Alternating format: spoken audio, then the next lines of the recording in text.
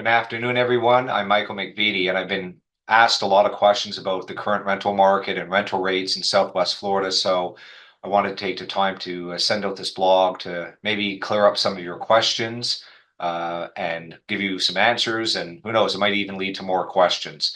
So without further ado, I'll get into it. So this is for September of 2024, the current rental analysis for Southwest Florida. And just very quickly about myself, I'm a master property manager through the National Association of Residential Property Managers. There's currently about 200 of us only in the nation. I'm president of Red Fortress Property Management, which is a certified residential management company. There's only 43 in the United States right now, and we were the fourth one in the nation to get that designation. We currently manage rental properties for just over 150 clients, and I've been a landlord for 25 years, a property manager for 25 years. And I used to be the state president for property managers in Florida. So, talking a bit about the current rental situation in Southwest Florida, just want to talk to you a bit about how I did it and some of the methodology. So, first of all, I have my own research and I'm doing a lot of research from a lot of different sources, but I also use several key ones such as Zelman and Associates and the Fed as an example. And the thing about data is that I'll compare it to, since it's an election year, I'll compare it to polling. So when we look at things and data, we can look at a good number of polls and posters or polling companies, and that's what I do. But what's really important for me is also to zero in on one that I trust and see the changes of that particular polling company or pollster, as opposed to just taking all of them together and they all have different numbers, different ways they go about doing things. So you can get some pretty good data from that, but I really like to see the changes from polling to polling for the particular polling company as an example, okay? And one of the things that we're going to do as well is discuss national trends, which affect us as well, and then obviously local trends, which affect us even more. Okay, so the first thing that we're going to do and talk about and get the elephant out of the room, I get asked this question all the time, and everyone needs to know that rental rates are not the same as home values. So just because the value of a home goes up doesn't mean that if you were to turn it into a rental property, it automatically increases the rental rate. Okay, there's a couple of reasons for that, all right? So please keep that in mind. Sales is not the same as rentals, okay? Now, besides the regular supply and demand that you normally have, right? So the number of rental properties in a marketplace at any one time compared to the number of renters that are looking in that marketplace at the same time. Okay, that's normal economics. There are two pretty big influences in a local rental rate scenario, and that's employment and also available money. So let's talk about that. So if renters have jobs, that's a very good thing because they can pay for rent, and that would normally increase the amount of rent that you can get from a property. If you have a high area of unemployment, that means that you're not going to be able to charge as much for rent. Okay, as well, available money. So the question is how much money do renters, for instance, have to spend towards rent? And if they are paying the rental rates, maybe they're high in the area, what can happen over time is that debt can accumulate, and then obviously they no longer are allowed to or they can't pay rent as easily. Okay, so let me give you an example. There was a survey I saw talking about Lee County wages, and that in 5 years, okay, so say from 2019 to 2024, the wages of the average person in Lee County went up by 4.4%. Okay, now if the real estate value in the same survey went up by 10%, you can see that if you were a renter, your wages go up by 4.4%, and say the value of the property goes up by 10%, that is not the same thing. That comparatively, if you raise the rent by 10% and you were only making 4.4% each year, you can see how the renter eventually cannot afford that type of rental. Okay. And so this is a little bit of what we're talking about. So first of all, let's take a look at unemployment. So at the federal level, there has been a general uptick. And I want to bring something to your attention. I'm using the U6 unemployment rate data. I date it back to 2020. That's when we had right over here. You can see when COVID and the federal lockdown occurs, and you can see obviously the unemployment rate goes very, very high. But like in 2023, you can see that is very stable. And then in 2024, you can see that over time, it's starting to inch up, and the last date or data that we have is 7.8%. Okay, so why am I using U6 versus U3? You're probably saying, well, Michael, I thought that the federal unemployment rate was something like 4.1 or 4.2. You are correct. That's called U3. And a U3 unemployment rate that the government normally says to us, or the press tells us, is a rate that talks about the people that are actively looking for a job that don't have a job. That's the U3 rate. That's the 4.2% rate. But you notice here it's saying 7.8%. That's the U6 rate. So what's the difference? The U6 rate also includes people that don't have a job, that are actively looking for a job.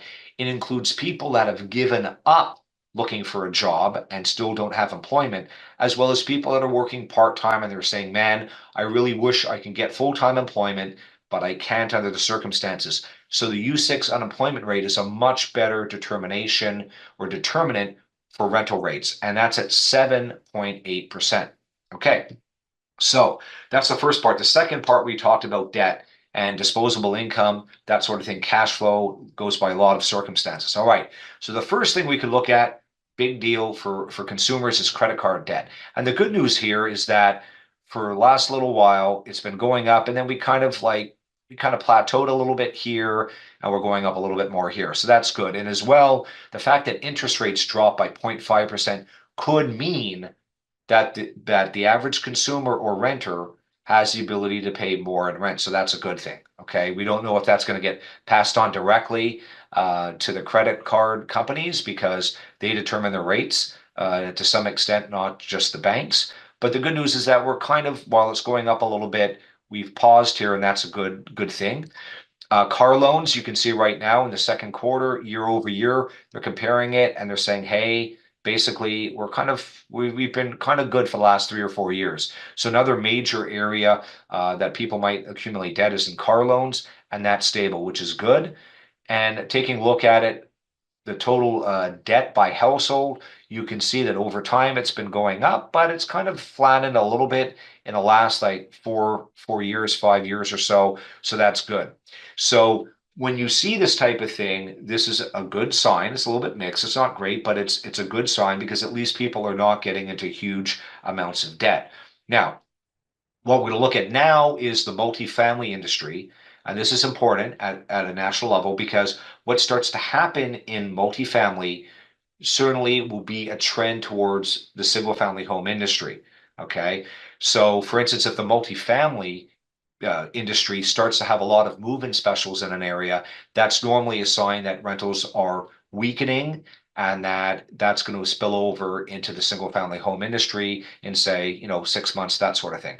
Okay, so where are we at for the multifamily in the second quarter of 2024? Well, basically, when we're looking at this, we're seeing in this graph by Zelman and Associates, you're seeing seasonally adjusted occupancy went down by 0.2%. Okay, so we're doing pretty well. It's talking about being almost at a 93%, close to 94% occupancy rate. So that's not bad. It's also showing that when you're comparing August to other months, typically August is a little bit slower than the second quarter in terms of rent growth. So you can see that right now, the multifamily industry in August, kind of looking at about a 2% increase for rent growth. And when you see this term blended rent growth, what that means is move-ins and renewals as well. Okay, so that's what that is, without getting into too complicated details here. Let's go over to the single family side of things. We can see right here, new move-ins are kind of slowing down.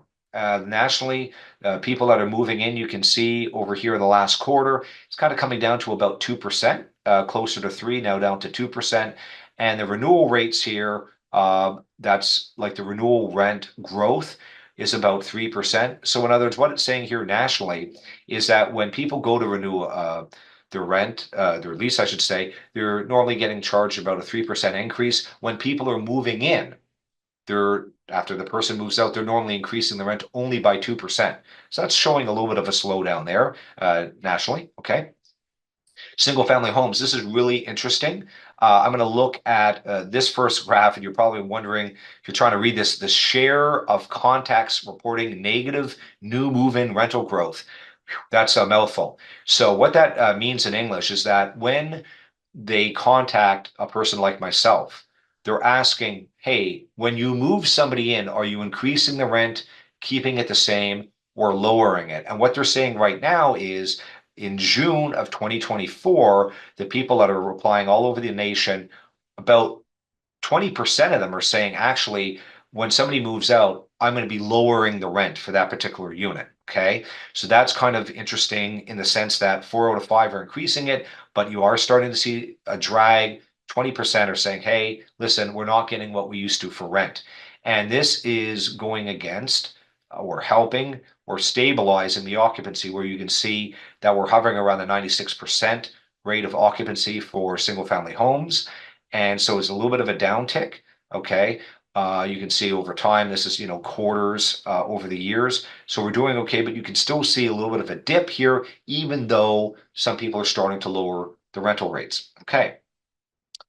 How does this affect the days on market? So again, days on market for vacant units, how long is it taking for the average property manager to rent a rental unit nationally? You can see right now it's starting to go down a little bit, which is good. It went from about 38 days in May down to about 36 in July. So that's good. A couple of days off. Again, keep in mind that the days in market seem to be very, very stable. And I think it's in part, like I've just been mentioning, to some slight price reductions. Okay, so now let's talk about the local sales and supply in Southwest Florida. So let's go more locally now. You've seen the bigger picture for the apartment industry and the single family home industry nationally. Let's take a look at local, which affects us even more. So you can see here a home supply is up in Lee County. So from July to August, we had about 400 plus properties come on the market for sale. That's an increase of 3.6%. This is in Lee County. And you can also see right here the average sales time. This is year over year. So it's comparing August of 2023 to August of 2024. It's increased by an extra 21 days. So in other words, if you were selling a property in August of 2023 and comparing that same property to August of 2024, it's normally going to take an extra 21 days to sell right now in Lee County. Okay, so the change is taking an extra 40% more time to sell. Okay. In addition, we're seeing that the gross number of sales have gone down. So we went from just over 1,500, 1,550 properties sold in Lee County in July to down to 1,475 in August. So it's a drop of 5.1%. Now, what's interesting is the median sales price. So here in Lee County, it's basically staying the same. Okay. Same thing in Hendry County. Collier County, the median price is still going up 3.2%. And in Charlotte County, however, the sales prices have started to drop by 4%.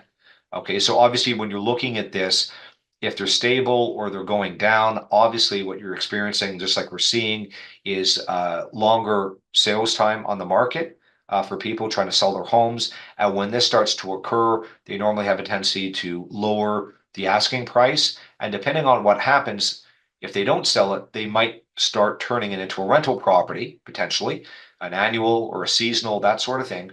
And what that can do is obviously affect the supply of rentals in our area, and that obviously would create a downward pressure of rentals in our area, or the rental price. Okay, so let's take a look as well, not just the sales, but we're going to look at unemployment, which is a big deal when we're dealing with the sales market. So we're going to look at the local unemployment in Southwest Florida. These are two graphs. One's Lee County over here, and this is Charlotte County. It could have kept going, but I wanted to simplify the data. So you can see that's pretty stable. This is back when we had the lockdown and COVID. And then what happened was over time, we replaced the jobs, businesses began to reopen. So you see it's fairly stable. In May in Lee County of 2024, the unemployment rate was 3.3. It went up slightly to 3.6 in June, and now it's at 3.9 in July. So you're starting to see an uptick. In Charlotte County, the same thing. Over here in May, it was 3.4. In June, it went up to 3.9, and now it's 4.4% in July. And this seems to kind of mimic a little bit more of the U3 unemployment data the federal government uses. We typically have lower unemployment rates here in Southwest Florida than the rest of the country. So we're starting to see a little bit more unemployment in the area. Is that going to continue? I guess we'll see. A lot of things happening in the next couple of months. So a final slide, I'll talk about the current amount of rental properties in the area. And I wanted to take it from a consumer's perspective in a sense of, I thought if I have $2,000 a month to spend towards a rental property, how would I do in Southwest Florida? I mean, what are the options available to me in that? And what I looked at in this case is looking at a 3-bedroom single family home or townhome. I didn't look at condos or apartments, that sort of stuff. I wanted to keep it to the single family home industry, which is what we specialize here in at Red Fortress. And so I looked at a 3-bedroom because that's the biggest demand of any type of property. So you can have a lot of different family units involved. You can have a single person in a 3-bedroom single family home, a couple, friends sharing a 3-bedroom home. And then you can obviously have a family in there with a fair amount of kids, 1, 2, 3, that sort of thing. So a lot of people like 3 bedrooms. So if you had $2,000 to spend in Southwest Florida, what would that look like? What's the available situation right now? So looking at this in September of 2024, there are 332 homes that are up for rent, 3 bedrooms in Fort Myers, and there's 43 that you can get for $2,000 or less, and 6 for $1,700 and less. So what I mean by that is that I'm not trying to compare square footage. I'm not trying to say whether they have a pool or not. I'm not trying to look at carports and how many garages they have. I'm just saying if I were looking at a 3-bedroom place to live, whether it's 1,000 square feet, 1,500 square feet, or 2,000 or more square feet, what's the availability I have with $2,000? What are my options? Cape Coral, 724 3-bedroom homes available to rent. 157 are available for 2,000 or less. And what's interesting is that not even 2 years ago, probably about a year and a half ago, you couldn't even find almost any available in Cape Coral. So just to show you what's happening with the market, 14 you can get 3 bedrooms, 1,700 or less right now in September of 2024. Keep in mind that you can always find that this number is changing. Okay. What's interesting as well is that this represents that in Cape Coral, 20% of the 3-bedroom homes that you can get are $2,000 or less. Okay, in Lehigh, 336 total bedrooms that you can get. 144 are available for 2,000 or less, and 34 even are available 3-bedroom homes for 1,700 or less. Just to give you an idea, that means that 43% of the current inventory in Lehigh you can get for 2,000 or less. So if you're a person that has a rental property in Lehigh, it's a 3-bedroom home, and you're saying, well, I want to get over $2,000 a month in it, an example would be, well, just keep in mind that there's 144 other choices that are going to be cheaper. I'm not saying that you can't get it. I'm just saying understand the headwinds, and that 43% of the available inventory right now are below $2,000 a month in rent. Port Charlotte, 226 homes. Okay, it's just a little bit smaller, obviously, than Lehigh and Cape Coral and Fort Myers as a general population center, but 226, 75 that you can get for 2,000 or less, and 15 for even $1,700 or less. Okay, so that's another interesting telling point. Naples, only 693 3-bedroom homes, but one available for 2,000 or less, none for 1,700.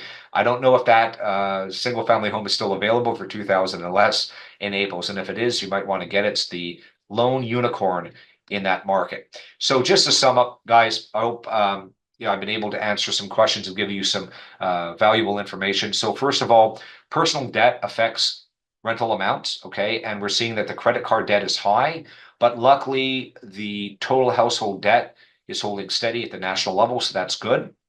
Okay, we don't want people getting into more and more debt. That means that they're going to have less amount available to rent properties with, and that means that we would have to lower the rental rates. Okay, unemployment has seen an uptick locally a little bit, and that affects obviously our local rentals and also nationally. And as the unemployment goes up nationally, normally our economy slows, and that can affect interest rates one way or the other. Normally it goes down. but it's a little bit more complicated than that, obviously. There's a large amount of inventory available in Lee and Charlotte counties for 3 bedrooms. So this is lowering the actual asking rent amounts in both areas, and it's making it a lot more affordable for people to afford rentals, or maybe increase the size of their rentals, that sort of thing. So hopefully this has been valuable for you. If you have any questions, feel free to reach out to me. My email is mike@redfortresspm.com, mike@redfortresspm.com. You can feel free to comment on this topic, or if you want me to talk about some other topics, I'd be happy to do that. So I hope you have a great day, and thank you very much. Appreciate it.